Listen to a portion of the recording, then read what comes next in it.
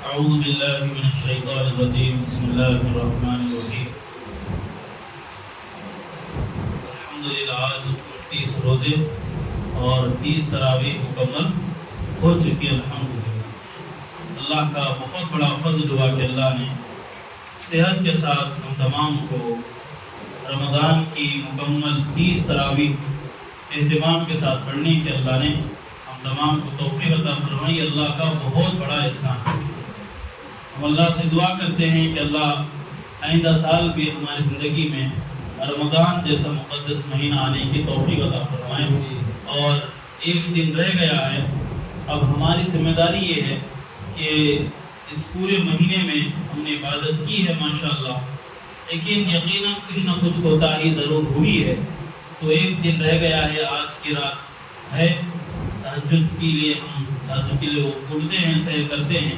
اس وقت ہم خاص دعا کا اہتمام کریں کہ اللہ ہم جو کچھ اس مہینے میں تیرے خاطر ہم نے عبادت کیا ہے تیری رضا کے لیے، اس کو قبول فرما، اور جو کمی رہ گئی ہے اللہ اس کو معاف فرما۔ یہ ہم کو دعا کرنا ہے۔ آج تہجد آخری تہجد رہ گئی ہے رمضان مبارک کی، تو ہم خصوصاً دعا کا اہتمام کریں، اللہ کے سامنے گڑ گڑائیں، اللہ سے مانگنے والے بنیں۔ اور آج بھی یہ ہمارا آخری درس رہے گا اس سال کا درس قرآن کا۔ سورت پڑھی گئی آپ حضرات کی خدمت میں، سورۃ الاخلاص، قل هو اللہ احد۔ اس سورت کا نام سورۃ الاخلاص ہے۔ اس کے اندر 4 آیتیں ہیں۔ اس میں اللہ رب العالمین نے توحید کو بیان کیا کہ اللہ ایک ہے، معبود صرف ایک، عبادت کے لائق صرف ایک ذات ہے، وہ ہے اللہ۔ نبی اکرم صلی اللہ علیہ وسلم کے ذریعے اللہ نے اعلان کروایا، قل هو اللہ احد، آپ فرما دیجئے کہ اللہ ایک، اللہ اکیلا، اللہ الصمد، اللہ بے نیاز۔ یہ اللہ کی تعریف ہے۔ اللہ کیا ہے؟ بے نیاز۔ بے نیاز کا مطلب سب اللہ کے محتاج ہیں، وہ کسی کا محتاج نہیں ہے۔ یہ ہے صمد کا معنی، جس کو ہم بے نیاز کہتے ہیں۔ اس کے بعد آگے کہا لم یلد ولم یولد، نہ اللہ کسی کا بیٹا ہے نہ اللہ کسی کا باپ۔ بیٹے اور باپ کی اس وقت پڑتی ہے جب بندے کو مدد کی ضرورت پڑے۔ بیٹا کیوں چاہیے باپ کو؟ اس کے سپورٹ کے لیے، اس کے سہارے کے لیے چاہیے۔ اور باپ کیوں چاہیے بیٹے کو؟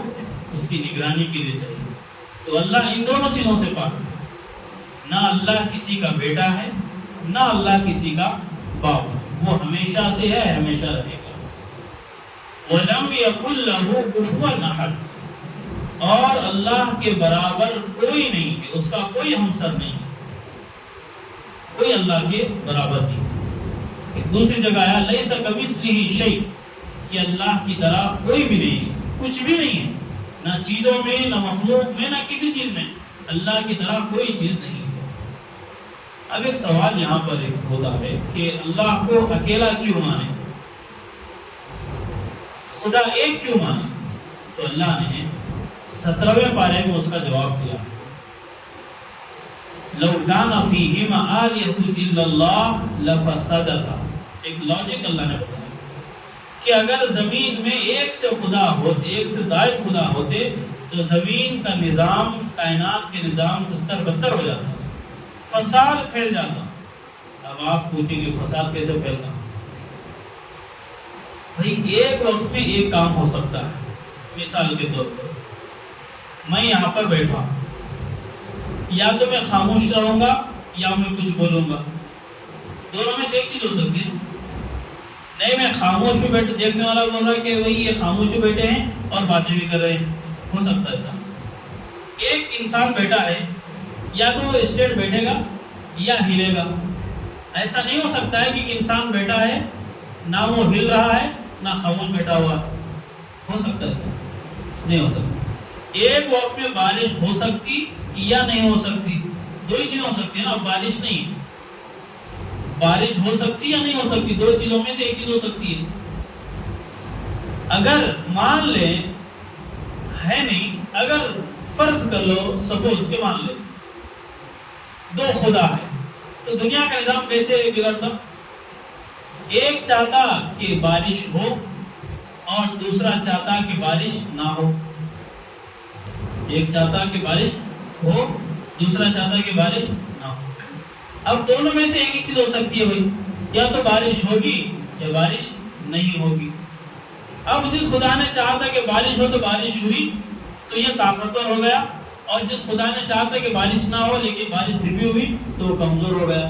اب جو کمزور ہو گیا پھر وہ خدا کہاں؟ اب جس کی خواہش پوری نہیں ہوئی، جس کا ارادہ پورا نہیں ہوا، پھر وہ خدا کہاں رہا؟ بات سمجھ میں آ رہی؟ تو یہ اللہ کی وحدانیت ہے کہ ایک ہی اللہ ہے، اس کو ماننا پڑے گا، ایک ہی خدا. آج کل یوٹیوب پر ایک چل رہا مسئلہ، وہ کیا ہے؟ ایکس مسلمز مطلب وہ اسلام سے پھرے ہوئے لوگ مرتد ہو گئے اور جا کر وہ ملحد بن گئے، ایتھسٹ بن گئے اور اللہ کا انکار کرنے والے بن گئے.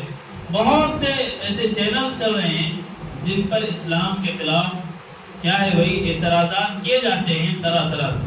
اس میں بنیادی اعتراض یہ بھی ہے کہ اللہ کا تصور نہیں ہے دنیا میں، کہ بغیر خدا کی دنیا چل رہی ہے، یہ ان کا ماننا. لیکن یہ ان کی بات کسی بھی اعتبار سے قابل قبول نہیں، اس میں کوئی لاجک نہیں. دنیا میں کوئی بھی چیز بغیر بنانے والے کی نہیں چل سکتی. ایک کمپیوٹر ہے، کیا ہم یہ کہہ سکتے ہیں کہ کمپیوٹر کا کوئی بنانے والا نہیں خود بخود بن گیا؟ ہو سکتا ہے. میرے سامنے ٹیبل رکھا ہوا ہے، میں بولوں کہ بھئی یہ ٹیبل خود بخود بن کے میرے سامنے آ گیا، تو لوگ پاگل کہیں گے، کیا کہیں؟ پاگل ہی کہیں گے. کیسے بن سکتے خود بخود چیز؟ تو یہ ایک چھوٹی سی چیز خود بخود نہیں بن سکتی، تو اتنی ساری بڑی دنیا اور اتنی پوری کائنات بغیر خدا کے کیسے ہو سکتی؟ کیسے ہو سکتی بغیر؟ تو یہ ماننا پڑے گا کہ ایک ذات ہے جو پورے سسٹم کو چلا رہی ہے، اور اسی ذات کا نام ہے اللہ رب العالمین. وہ ہم تمام کو بھی چلا رہا. تو یہ ہمارے نوجوانوں سے گزارش ہے، اگر ان چینلز پر آپ کا وزٹ ہو تو فوراً ان چینل سے آپ ہٹ جائیں. وہ دیکھنا بھی نہیں ہے کہ وہ کیا بولنا چاہ رہے ہیں، کیونکہ ہم دیکھیں گے ان کا واچ ٹائم بڑھے گا، ان کی انکم ہو جائے گی. تو دیکھنا ہی نہیں ہم کو.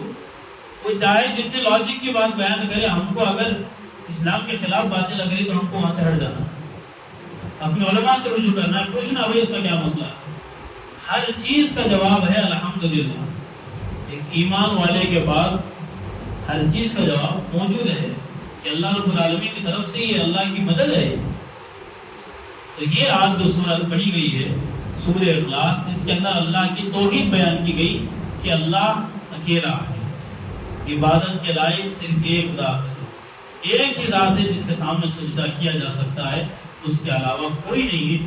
اسی لیے ہم کلمہ پڑھتے ہیں لا الہ الا اللہ محمد رسول اللہ، کہ اللہ کے علاوہ کوئی معبود نہیں، حضرت محمد صلی اللہ علیہ وسلم اللہ کے رسول ہیں. یہ کلمہ ہے، اسی لیے پڑھتے ہیں کہ یہ بار بار ہمارے زبان پر آئے اور اس کے ذریعے ہمارے ذہن پر یہ بات آ جائے کہ اللہ صرف ایک ہے، اللہ کے علاوہ کوئی نہیں ہے، نہ اللہ کا کوئی ساتھی ہے، نہ اللہ کوئی شریک ہے، نہ اس کے برابر کوئی ہے. تو یہ بات ہے. تو اس توحید کے پیغام کے ساتھ آج ہمارا درس قرآن کا اختتام ہو رہا ہے. تو جتنے بھی ہمارے 30 دن ہوئے ہیں، پورے 30 دن الحمدللہ درس قرآن کی پابندی ہوئی ہے. اللہ تعالی ہمارے اس درس قرآن کو قبول فرمائے، اور آپ تمام کے بیٹھنے کو، تمام دیکھنے اور سننے والوں کو اللہ قبول فرمائے، اور بار بار اللہ ہمیں اس طرح کے مواقع نصیب فرمائے کہ ہم اللہ کی باتیں سنانے اور اللہ کی باتیں سننے والے بنے. اور جو کوتاہیاں اس میں ہو گئی ہیں ہم اللہ سے معافی مانگتے ہیں کہ اللہ ہم تمام کی کوتاہیوں کو، غلطیوں کو، لغزشوں کو معاف فرمائے. وآخر دعوانا ان الحمد للہ رب العالمین.